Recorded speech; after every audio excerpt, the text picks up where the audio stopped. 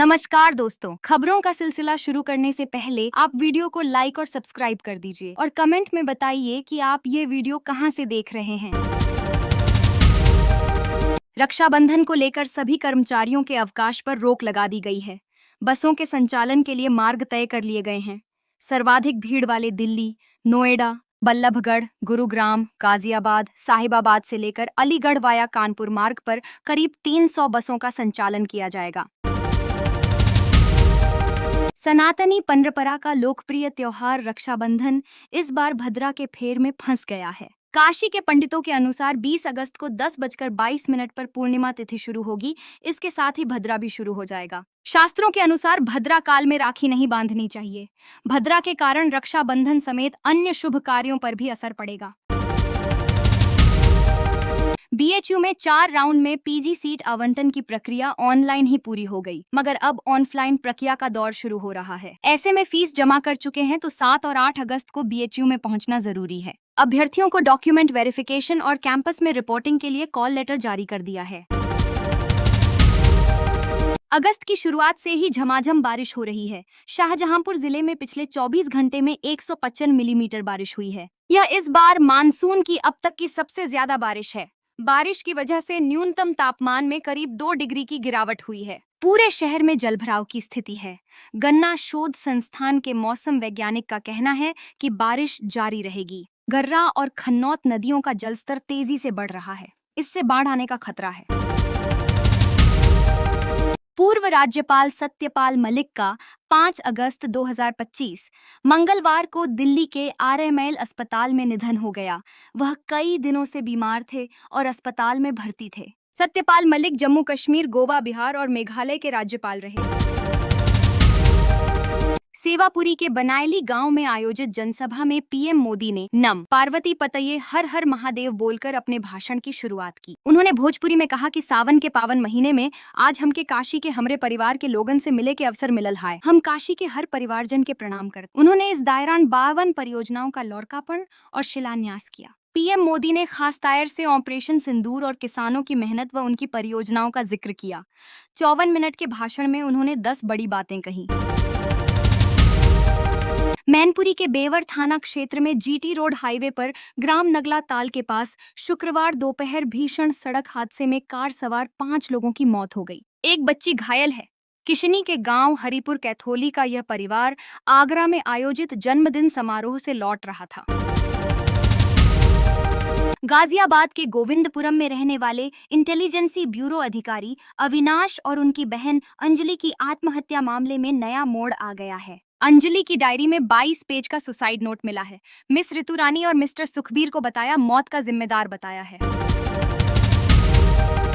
बरेली के किला थाना क्षेत्र के मोहल्ला बारादरी में शुक्रवार रात भीड़ ने एक युवती की पिटाई कर दी। युवती ने लोगों से हाथ जोड़कर रहम की भीख मांगी। उसने कहा कि वह नेपाल की निवासी है और नोएडा से नौकरी के सिलसिले में बरेली आई है।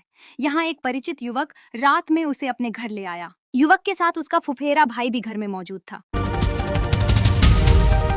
मथुरा हाईवे पर सराफा व्यापारी के बेटों का अपहरण कर डाका डालने वाले बदमाश क्रिकेट के ऑनलाइन सट्टे से कर्ज में डूब गए थे। इसके बाद ही उन्होंने डकैती की योजना बनाई थी।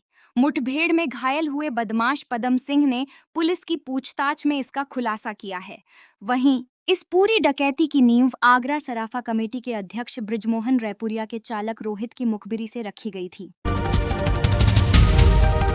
संकट मोचन मंदिर के महंत प्रो विश्वंभर नाथ के घर चोरी के 6 आरोपियों के खिलाफ भेलूपुर पुलिस ने गैंगस्टर एक्ट के तहत मुकदमा दर्ज किया है। इंस्पेक्टर सुधीर कुमार त्रिपाठी ने बताया कि बिहार के भभुआ चैनपुर निवासी राकेश दुबे, विक्की तिवारी, जितेंद्र सिंह उर्फ गोलू पटेल, देवरिया के खामपाड़ निवासी सनी कुमार मद्धेशिया, मोह के फतेहपुर फुलवा निवासी अतुल शुक्ला, भगवानपुर लंका निवासी दिलीप चौबे उर्फ ने 19 मई को महंत के तुलसी घाट के आवास में चोरी की वारदात को अंजाम दिया था।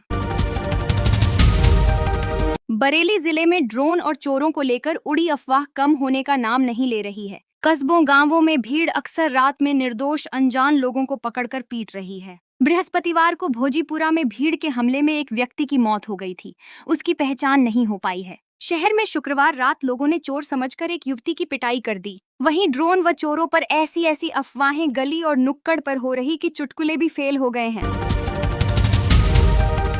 मुंबई नारकोटिक्स का अधिकारी बनकर साइबर जालसाज ने ठाकुरगंज के मुफ्तीगंज निवासी सैयद हैदर नकवी को 2 घंटे तक डिजिटल अरेस्ट रखकर 11.57 लाख रुपए वसूल लिए। शातिर ने पीड़ित को मनी लॉन्ड्रिंग के मामले में दोषी बताकर डराया। बृहस्पतिवार को कोर्ट के आदेश पर ठाकुरगंज पुलिस ने ठग व उसके साथियों के खिलाफ आईटी एक्ट की धारा में एफआईआर दर्ज की।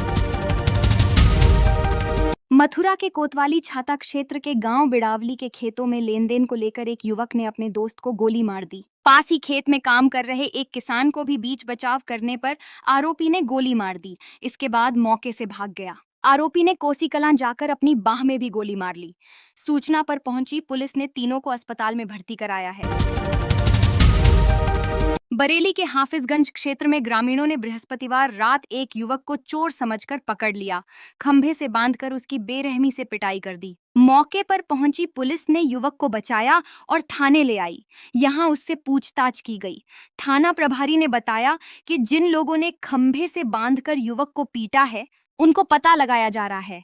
आरोपियों के खिलाफ रिपोर्ट दर्ज कर कार्रवाई की जाएगी।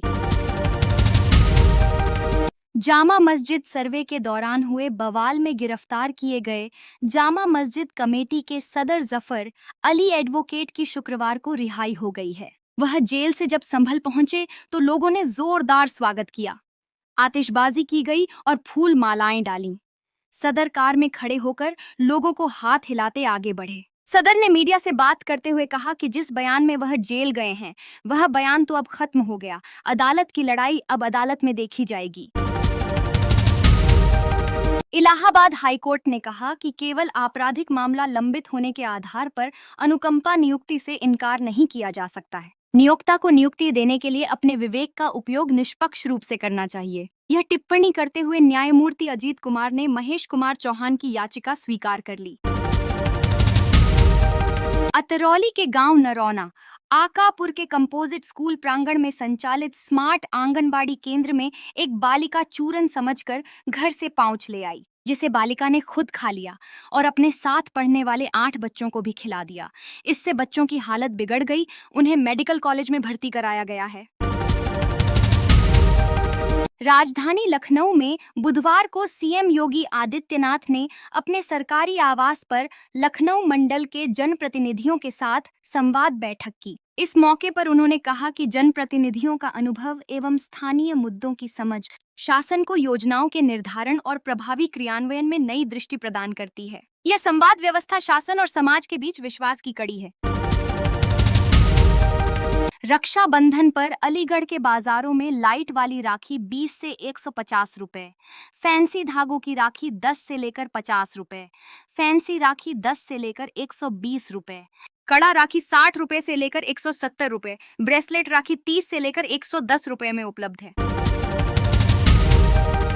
यूपी के अमेठी में शुक्रवार की सुबह करीब 8:30 बजे महिला का खून से लथपथ शव मिला। वह एक दिन पहले घर से बाजार जाने के लिए निकली थी। इसके बाद वापस नहीं लौटी। घटना से घर वालों का रो रो कर बुरा हाल है। सूचना पर पहुंची पुलिस मामले की जांच कर रही है।